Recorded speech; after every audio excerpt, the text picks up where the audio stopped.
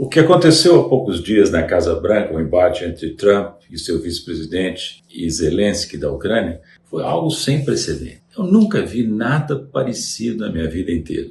Nunca. A única notícia que eu tenho comparável é do tratamento que Hitler dava ao líder da Áustria, logo antes da incorporação da Áustria à Alemanha nazista, e ao líder da Tchecoslováquia, logo antes da incorporação dos Sudetos à Alemanha. Mas esses são relatos históricos de pessoas que participaram dessas reuniões. Mas nos bastidores, o que nós vimos agora foi uma coisa totalmente diferente. À vista de todos, o mundo inteiro olhando, foi um desastre. Zelensky foi humilhado, tentou reagir, opinar, mas foi massacrado. E não digo que ele não tem responsabilidade no que aconteceu, mas o modo pelo qual ele foi tratado foi não só um desastre para Zelensky, mas também para os europeus, que são hoje seus principais aliados, né?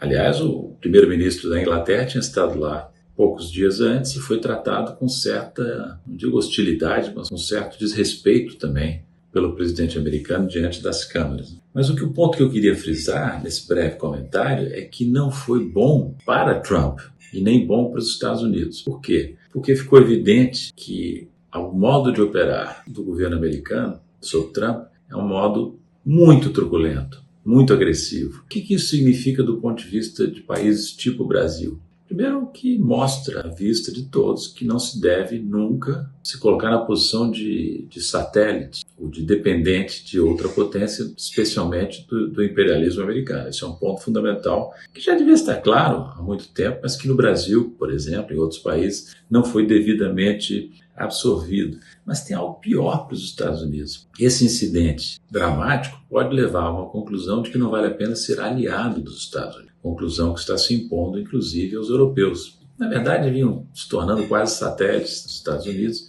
e agora levaram o famoso wake-up call, um sinal de alerta de grande magnitude. Isso lembrou, muita gente comentou isso lembrou uma famosa frase do Kissinger, que é perigoso, sim, ser inimigo dos Estados Unidos, mas que ser amigo pode ser fatal, disse Kissinger, não um pronunciamento público, mas uma conversa particular. Se os americanos, dizia o Kissinger naquela época, estou falando de final dos anos 60, se comportarem como se os seus aliados pudessem ser abandonados, chegaria-se à conclusão de que não só é perigoso ser inimigo dos Estados Unidos, também é fatal ser seu amigo. Então, para os americanos, para o governo americano, para o projeto de poder dos Estados Unidos, esse tipo de coisa não é, de modo algum, positivo. Mas, de novo, para nós, o Trump apresenta uma vantagem considerável em relação a presidentes anteriores. Ele não acredita na hipocrisia, ele expressa com a maior franqueza a sua arrogância, né?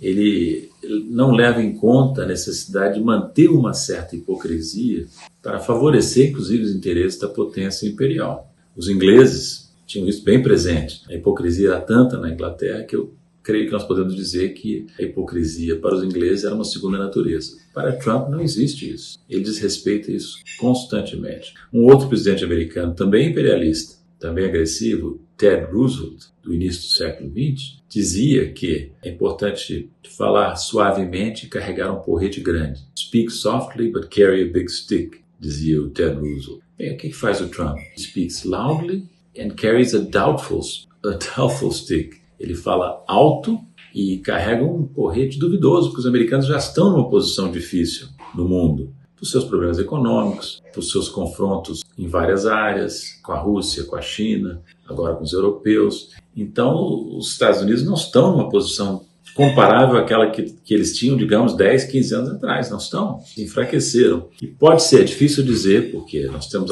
pouco mais de um mês da presidência de Donald Trump, é difícil dizer o que vai acontecer, nós estamos sujeitos a uma incerteza radical nesse momento. Pode ser, com esse comportamento e outras manifestações dele, Trump esteja enfraquecendo os Estados Unidos, em vez de Make America Great Again, tornar os Estados Unidos grandes de novo, isso pode estar se tornando os Estados Unidos mais fracos, mais isolados e, portanto, modificando para melhor, do ponto de vista dos países que sofrem com o imperialismo americano, a situação internacional.